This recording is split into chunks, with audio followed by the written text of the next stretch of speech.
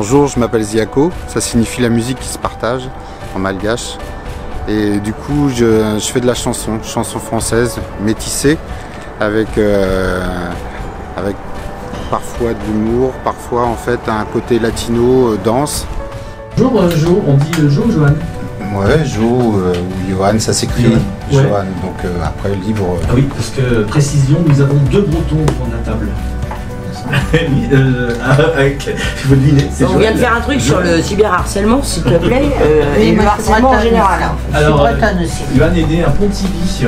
Donc originaire de Pontivy, ouais, je suis pas né à Pontivy, je suis né Ah, quelle déception ce matin, moi qui veux faire un bon mot. Mes racines sont bretonnes. Ouais. Et maintenant elles sont berricholes. Enfin, ça fait déjà quelques années avec le groupe migré sur Paris et puis après dans la région centre. Ouais. Donc, 2009 à 2010 dans le métro, donc musicien du métro, accrédité par l'EMA de Paris. En termes de première partie, il y a vraiment des belles grâce à certains festivals comme le Festival d'Arc de Châteauroux. Après, il y a eu pas mal de rencontres, c'est la magie de la musique.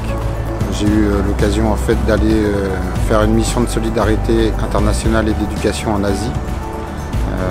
C'était dans le sud de l'Inde, au Kerala, dans la région du Kerala, et c'était magnifique. On a créé des ateliers, on a ramené plein de bons souvenirs, un clip qui est disponible sur les réseaux sociaux.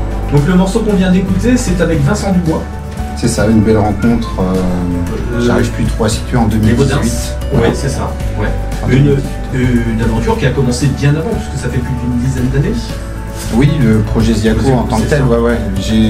J'ai eu l'occasion en fait de faire partie d'un groupe qui s'appelait Zodian pendant une dizaine d'années, un groupe local, qui n'a jamais explosé mais qui a fait... Qui a expérimenté dans quelle musique? Plus dans le rock celtique.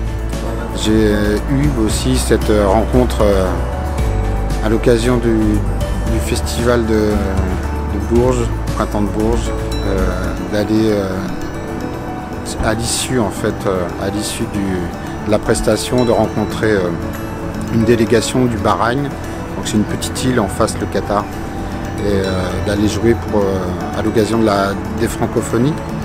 C'est ça. Ouais, en fait, c'est plus facile de faire du Patrick Sébastien? Non, ouais, on était plus sur une musique comme tu disais un peu rock.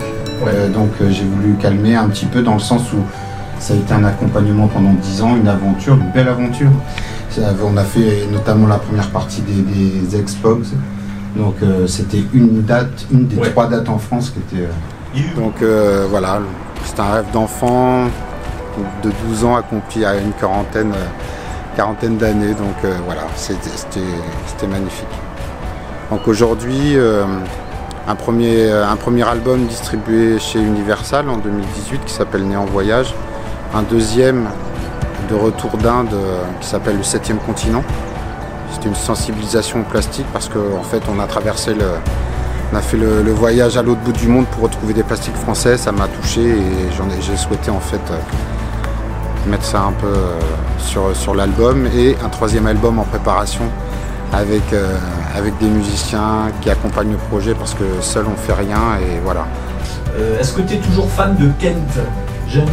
Ouais, bah en fait ça c'était ma première histoire, Kent, dans le sens où un accompagnement avec le pôle régional chanson des Bains-Douches de Linières. Donc c'était en fait l'occasion ou pas de me faire remarquer sur cette date. Et puis pour revenir à ta première question, c'est 2008 en fait, la création du projet. Un rêve d'enfant de 12 ans, et après voilà, 2008,